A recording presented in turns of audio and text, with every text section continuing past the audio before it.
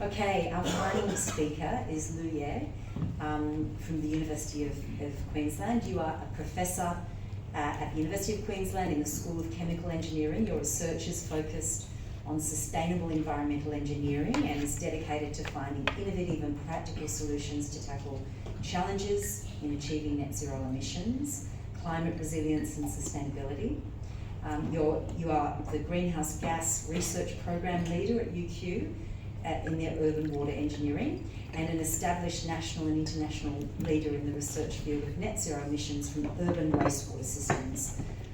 You have been awarded over 10 million for competitive research funding and have a broad research collaboration within academia and industry, which is great. Over to you. Thanks.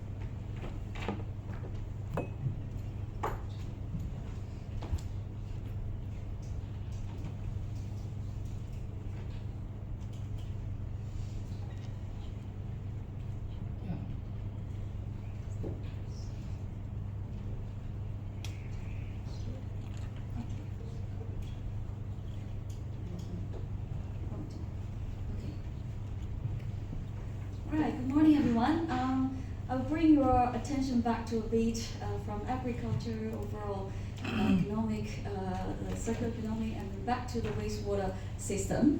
So I think the whole conference talked about circular economy, and yes indeed, we have shifted our focus from nutrient removal in the past decade now to the circular economy. We try to recover as much of resource as we can, including the wastewater is basically most of the wastewater is water. Definitely we have some cellulose and solids after we remove that, but mainly it's just the nutrients, mainly nitrogen, phosphorus, of course a lot of carbon. So when we try to recover those, we try to recover water, and we try to convert the carbon into energy, and of course we try to get the rest of the nutrients into other materials. So that's the shift towards circular economy we talk about in urban wastewater management. And when we try to do this circular economy, recover all the resource, we also consume a lot of energy associated with that. Not just to remove this little pollutant trying to recover, but also in the meantime, we generate a lot of greenhouse gas. So later on, I will introduce what are the greenhouse gas we particularly talk about in the wastewater industry. So wastewater currently is contributed as the 7th or 8th largest GHG emitters.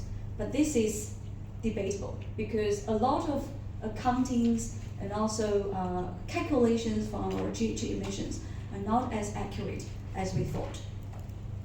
So what are the net zero? Definitions is when we look at greenhouse gas emissions, we not just look at the carbon. We all know it's CO2 equivalent. So when we look at CO2 equivalent, we converted all the greenhouse gas based on their global warming potential.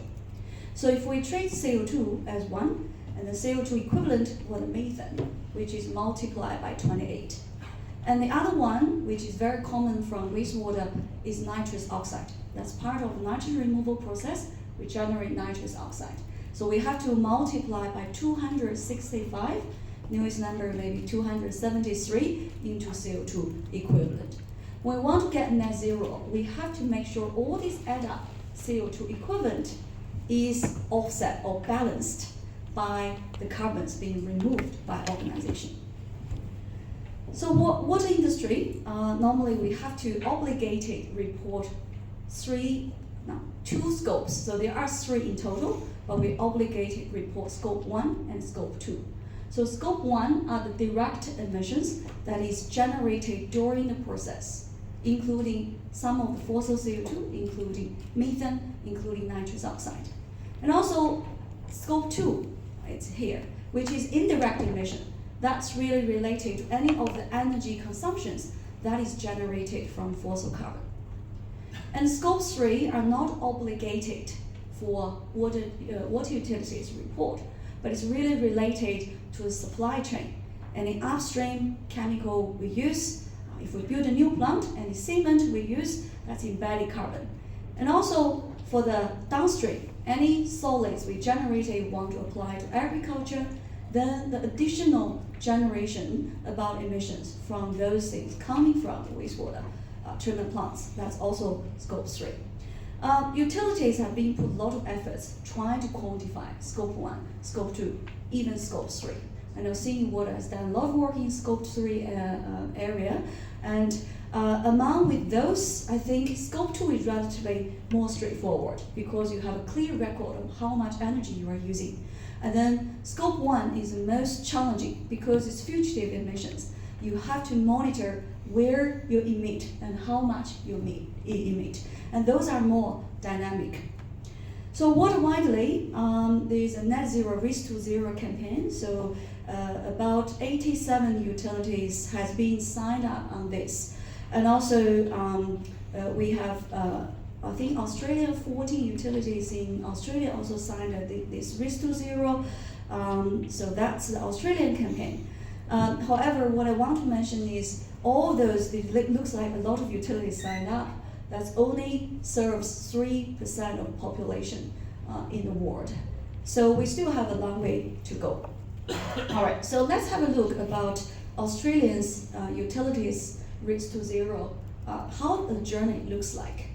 So this example from SA Water, so they have quantified using the National Greenhouse Gas Carbon Accounting Guidelines, we call it NGAS, to estimate the general scope 1, scope 2 emissions. So you can see this is, well, on the pie chart shows before 2020, well, majority of those, the gray columns are contributed by the electricity consumptions. That means it's dominated by scope 2 emission. And after that, after 2020 and gradually, you see the big reduction of the gray bars. That means SA Water is trying to take actions to reduce this fossil generated electricity usage. So they try to get more renewable energies. And then you can see scope 2 emissions relatively reduced. Easy for utilities to take actions. However, the remaining big chunk part is actually the remaining are the green ones. The green columns are really the fugitive greenhouse gas emissions. Some of the fossil uses generate CO2, but then that's dominant with their emissions. And also you can see it is almost flat, because these are estimated based on a fixed number of the emissions. So those increase really based on the population increase in the future years. The other example from Icon Water, which is the major utility in Canberra, the difference is they have been achieved 100% renewable energy back to 2020. So you can see that the gray part, which is the scope 2 emissions, become zero. And all the rest dominant part are, majority are the dark blue, which is here's fugitive emissions. That's mainly methane, nitrous oxide. With the rest, a bit of the fuel consumptions, which generate the fossil CO2. So you can see with utilities they are facing is really the fugitive emissions. That's the big chunk part if they want to achieve net zero. And then when I move to what are those emissions associated with the scope 1. So starting from the carbon cycle. So for utilities, the CO2 really embedded like in the wastewater, most of these are coming from the carbon cycles. That's through the consumptions of human. When we eat all this food, and then that's the normally CO2 coming to the wastewater. So through bacterial respiration, they go back. So if we close the whole cycle, that's biogenic CO2. That's not part of the emissions we need to worry about.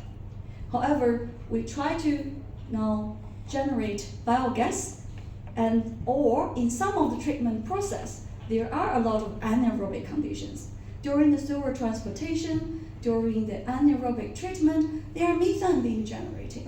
Or when we try to promote more biogas generations through the CO2, we also generate methane. And if the methane is not captured, but then released, so we interrupt this carbon cycle, that become part of the scope 1 emissions. So we have to be careful about this. The other part is the fossil carbon. So you remember the little bit sort of remaining part of scope 1, that is from the fossil fuel consumption. That's where if we are using any of the diesel engines on site to produce electricity, then this CO2 is part of the scope 1. And also if we dose any of the carbon to enhance the nitrogen removal, but the carbon we dose is coming from a fossil product. For example, the fossil methanol, which is very popular product we dose to enhance denitrification. That's also become the CO2. Fossil CO2 goes into the scope 1. Same as the nitrogen cycle, if we do complete nitrification, denitrification, very happily, everything convert into dinitrogen gas, then there is no greenhouse gas. We complete the whole cycle. However, we do generate nitrous oxide through the whole biological nitrogen removal process. And then that's also interrupt our nitrogen cycle. So it becomes nitrous oxide. And then because of the huge global warming potential, it becomes a big trouble for scope 1. So when we look at the scope 1 emissions, especially for methane and nitrous oxide. So we start from nitrous oxide. Nitrous oxide is mainly, because it's a big chunk, mainly from the secondary treatment where you have nitrogen removal happened.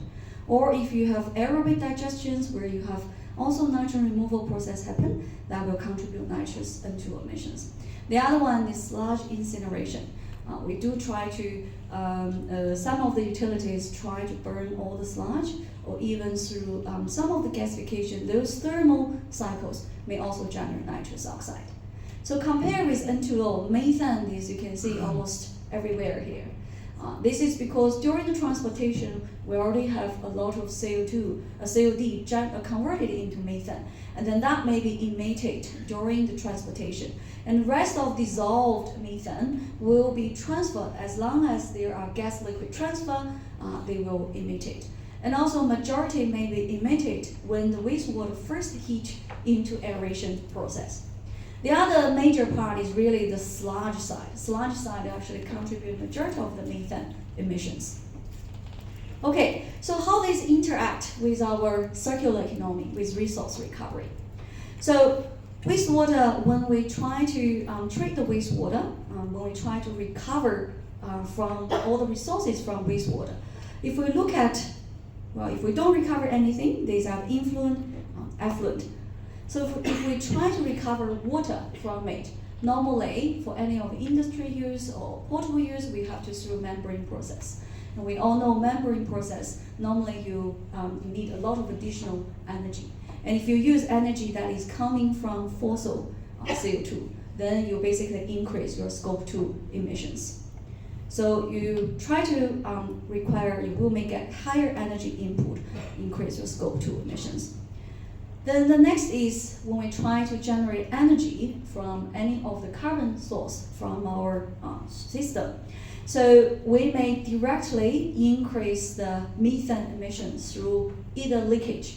Leakage is a big chunk part of methane, or we may interact with N2O generation by taking out of the carbon. I'll give an example to further explain. So that may directly increase the scope 1 emission. We try to recover more energy. The next is when we try to get more materials coming out. If we dose more chemicals or use any other chemical-based process, we may also potentially increase the scope 3 emissions. So use some examples, look at particularly how these may interact, the emissions interact with our recovery process. So with water reuse, so this is a pilot study, not by me. This is by Sweden. So they have running the pilot, large pilot scale, mimic the secondary, tertiary, and also the resource recovery with water potable reuse process in different process. And then they use the span as a case study to scale up all the pilot results. So what they found is if we try to recover water, you can see with any of those ultrafiltration membrane use, electricity is become the dominant CO2 equivalent contributor through the process. And that is understandable because once you have membrane process to recover water, definitely for span, majority of the electricity is coming from fossil carbon. But if in Australia, if we do have all this renewable energy, then this will become very minimal, so that's doable. So when you try to recover water through membrane process, the energy use source is really something you need to consider with the scope 2 emissions. And in terms of energy generation, so this is example of methane loss. So this is study did in Denmark. So they have used the ground-based sensoring technology, which is at a remote point, they monitor the overall plant emissions using a remote sensor. So they quantify the total emissions from the whole plant. So they did 23 sites where they have biogas generation facilities. So many, including both agricultural biogas plants and also wastewater plants. So you can see this is the loss that they have detected. Of course, they say more higher methane loss coming from wastewater treatment plants than agriculture plants. But there is average quite a high about leakage happen. So overall 81% methane leakage they quantified were released from the sludge treatment. So with the other figure, which shows percentage of loss of methane, which contribute to the total emissions or carbon footprint of the plant. So overall, you can see about 5% methane loss that can offset all the benefits that you're trying to use energy, renewable energy to offset the fossil carbon generated energy. So that gives us a signal. It's very good we generate biogas or energy from our treatment plant. But if we have a 5% methane leakage from that, that's basically offset all the benefits when we try to offset or use the energy we generated from the bio. So we have to be careful with that when we try to look at energy recovery from all the biomaterials. Okay, so before that, I want to mention the reason that is methane leak a lot. One of the reasons is because the anaerobic digester we use, we do have a lot of floating hood type of anaerobic digester we use. That's one of the big source. The other thing is just the pressure relief valve for safety. That's also become identified as a hot spot for methane release. So those simple things, we can later on consider simple engineering solutions that we can help to stop leakage. That's going to be a brilliant when we look at the energy recovery. Okay, the next thing I want to talk about is really the interactions between energy recovery and then also the later on nitrogen removal. So because the carbon, when we try to promote more energy recovery, however, in our currently existing plant, this carbon are also very valuable for nitrogen removal. That's where we need for the denitrification process. So there is a competition between how we utilize the carbon. Do we want to generate more energy, or we want to better reduce the nitrogen removal? So without looking at N2O part, I think as long as we meet the percentage of removal, that's okay. But now there's a different angles because we have the N2O generation. So this is a case study that we did in Victoria, in Melbourne. So this is a 4-step. How this works is the wastewater first come into from an anaerobic lagoon that is used to generate biogas, and then the biogas is captured. After that, this was sent to a 4-step feed treatment process. I probably will not go through how that works, but basically the flow was split into different steps. Beginning, normally the first one have 40%, and then later on reduced. Later on, the fourth is only treat 10% of the wastewater. So that's called a step feed. We try to remove nitrogen by steps.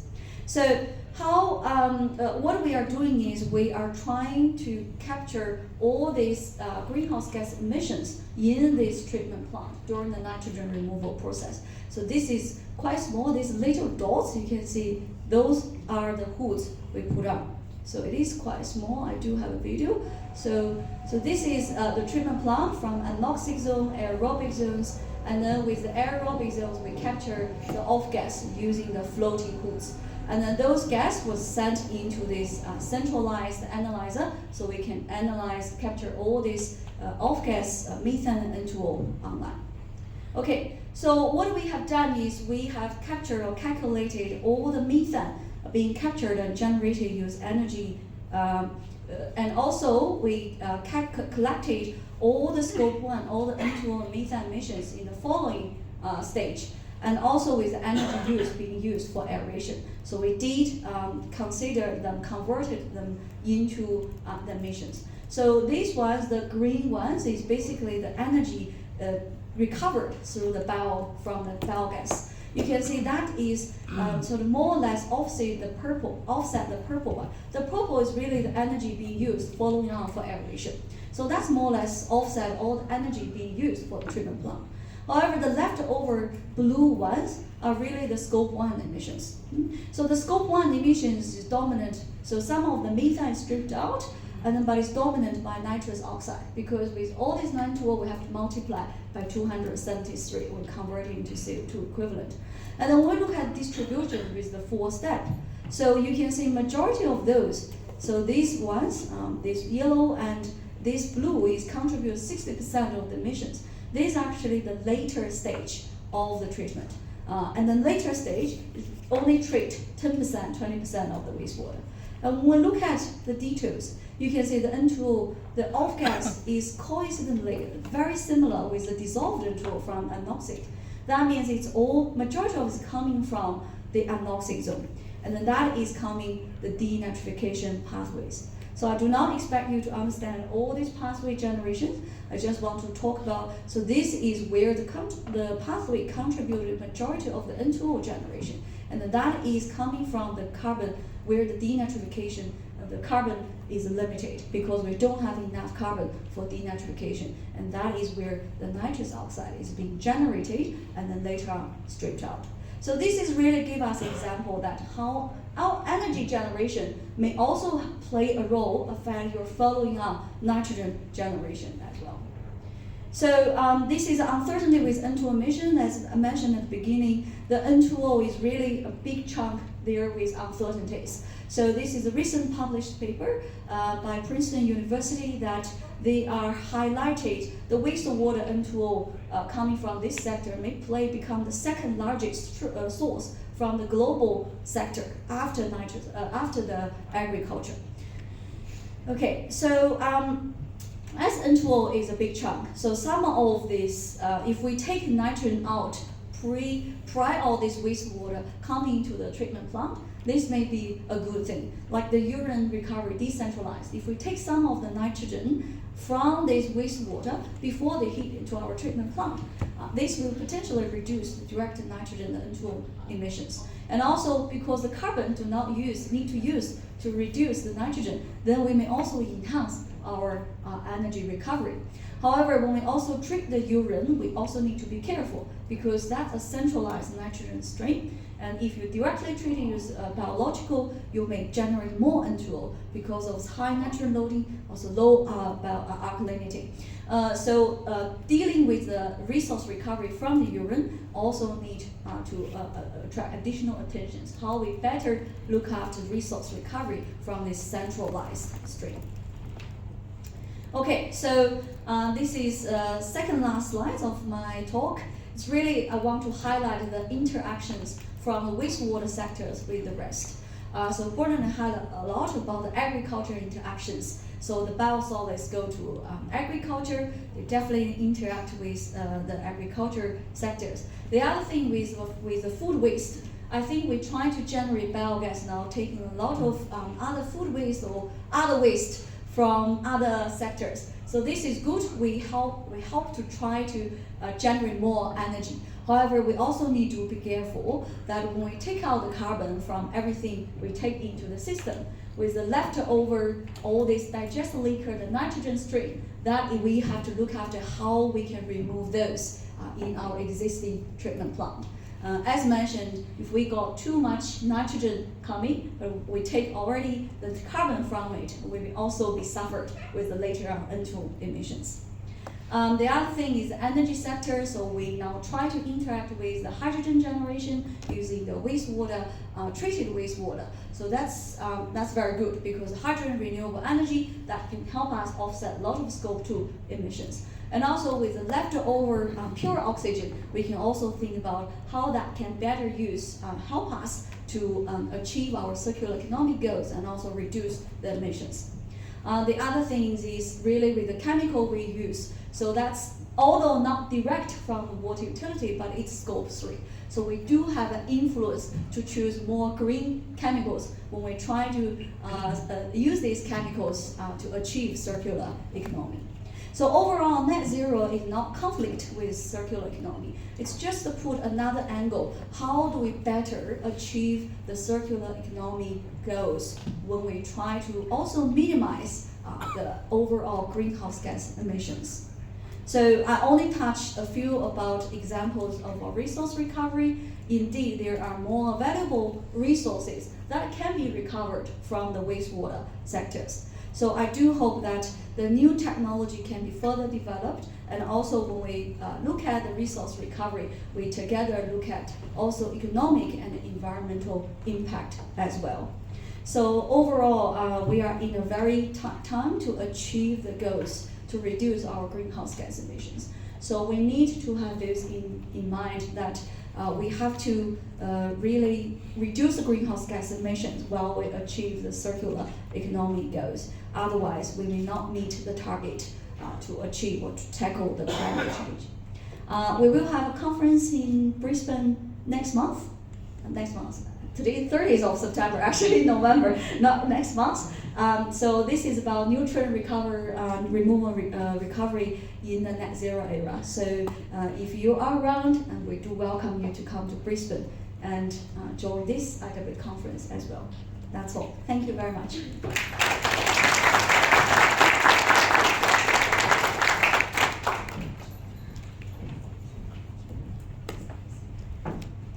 Thanks, Lou. And I'm back again to give you this, our appreciation plaque. Thank you. Thank you. Thank you. Okay, and I'm also going to ask you to take a seat because we're going to get into some deeper conversations, hopefully with you all. I hope you're taking notes. I'd like to hear from our wonderful speakers, and I'd like to invite back up to the stage Jarkin and Bernadette, please. And I'd also like to introduce a new speaker, which is Melita Jakob. If you could come up here to the stage. You are a research principal at the Institute of Sustainable Futures here at UTS. You are a passionate researcher who has been at the forefront of circular economy and systems thinking. In particular, you've focused on the nexus between energy, water and waste, and I know that because you've also at Circular Australia worked with you, Melita, as well. Now, I'm just a bit nervous that you can't see us if we're sitting here. You're going to move that? Okay. And while you're moving that, can I ask you all to put your microphones on, if that's okay? That was for me. And while we're doing this, can everybody please think about their questions to our panellists, if you haven't been thinking about them already?